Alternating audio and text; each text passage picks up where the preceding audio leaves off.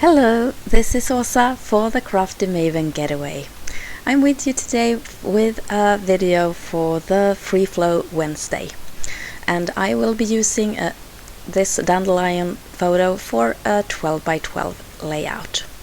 First I'm going to make a stencil of a dandelion, and I'm using the original software that comes with the Silhouette Cameo machine.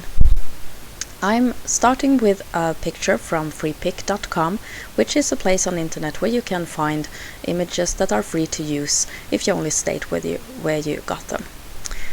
I'm using something called the Select Trace Area button, and there I can select the dandelion that I want to use. I deselect the high pass filter box and pull the threshold lever until the whole image is full with yellow color, and then I press trace. Now I can remove the original photo or the original picture and delete it, because the only part that I will be continuing with is these red outlines of the dandelion. I can change the image size, and I can move it wherever I want it on my work surface. I'm loading up my Cameo with an overhead piece of plastic, the one that you used for the overhead machines back in the days before computers were in the classrooms. And I'm using the setting that comes standard for stencil material in the Cameo. And then I just send it to Silhouette and it cuts. As the foundation for my page, I'll use a blue piece of pearlescent cardstock, and it has the same color as the sea in the photo. You can see it there in the photo, and I'm using white modeling paste straight from the bottle there to make 3 dandelions on my background page. And I'm just slightly angling those so that they don't have the same angle as each other, so just a little more to the side for each of those flowers. The modeling paste is really thick, and I put on a very thick layer so that I get the 3D effect that this product is so good for. And when I had come this far with this layout, I suddenly realized that I should have done something to the background. But that was kind of too late, and since I had already gone on top with this modeling paste, and for a while there I thought that I should trash this and just start from the beginning again. But at the same time I thought, oh, that's about giving up, and I'm not one to give up. so I kept going and just saw where this whole process ended. I'm using a couple of 3x4 Project Lifelike cards. These are from Australian company Kaisercraft, and they have these weathered kind of background material feels to them. So I'm using one that has several kinds of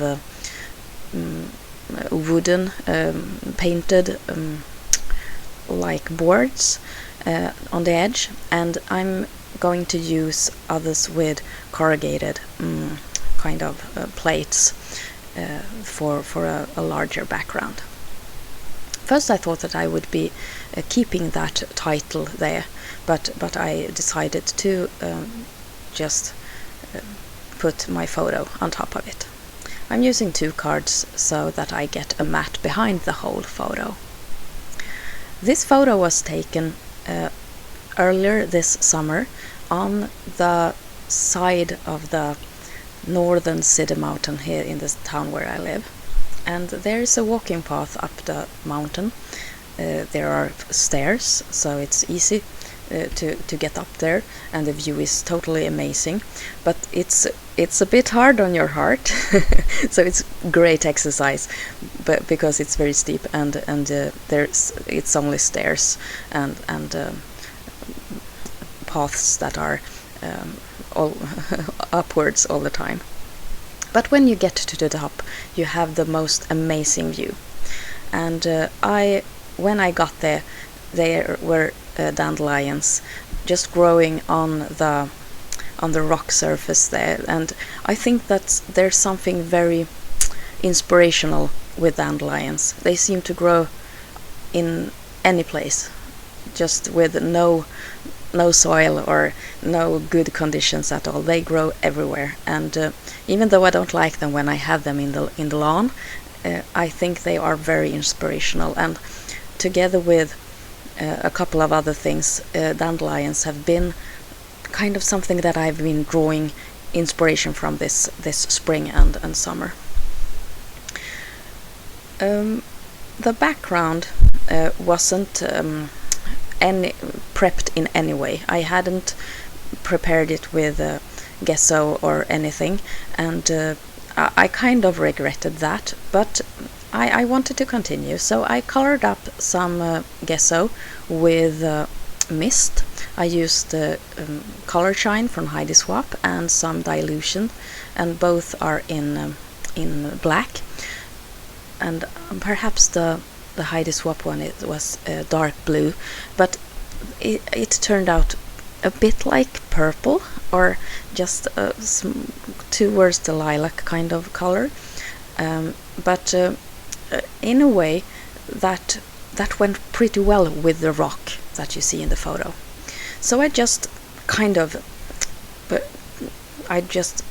try to get an uneven layer in the lower part of the page with my palette knife, and then I just dry it with the heat tool.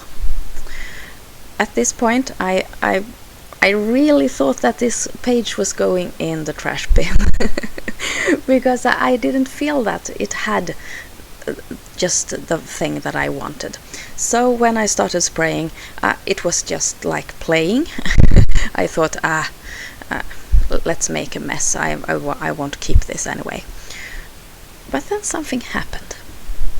When I sprayed, the spray reacted with the untreated surface of the cardstock in a very fun way, and I got the initial spray pattern perfectly behind those dandelions, and it soaked up instantly.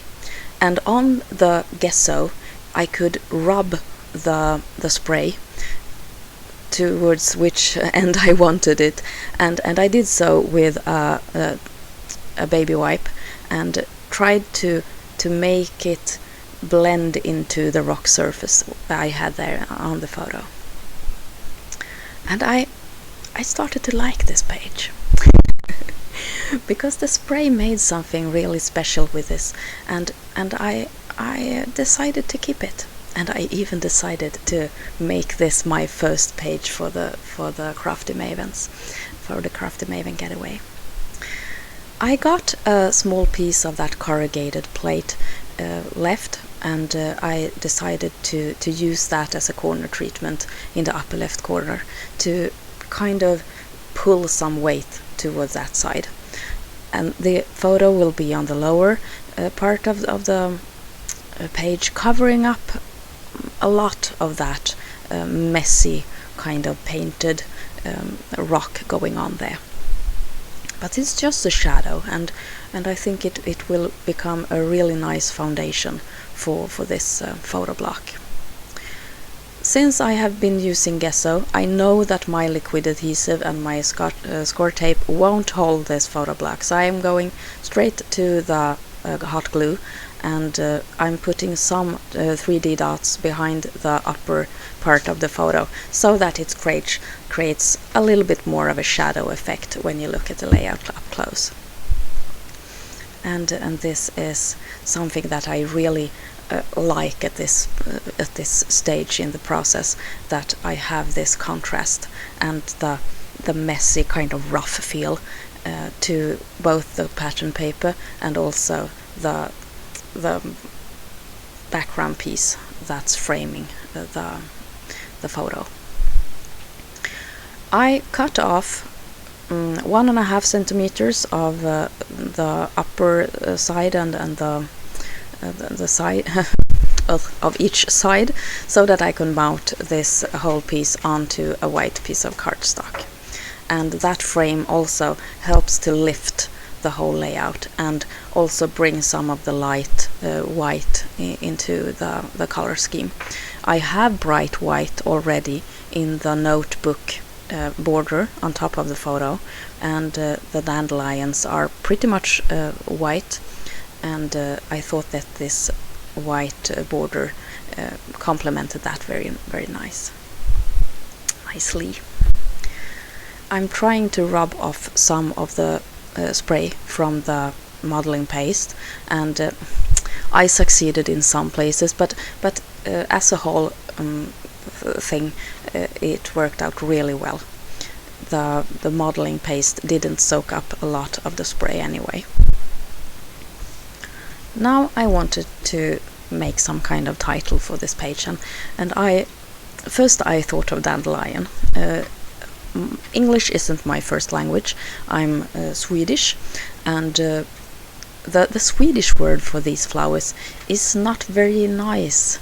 It's worm rose, translated directly, and it doesn't sound really nice. But I think the English word is so much better. So I decided on Dandelion, and first I thought that was going to be the whole title, but later I will add something more. And I found this thickers font in my collection, and it is one of those fluffy kind of thickers. They don't make them very often, and they are very hard to work with. The surface is almost like a fabric with small fibers kind of glued to them. It's not like flock or something like that, but it's a bit like fabric anyway, and I don't think that I ever will buy this kind again, because it's hard. But I had this package, and I managed to, with some creativity, spell Dandelion. And that N, for example, I think it was a B, and the A was a D, and yeah, you see. and I decided to use the asterisk as a dot over the I, and I had even more asterisks so that I could make a certain embellishment on the top left corner cluster there. This font was perfect for the theme, I think, because those small fibers of the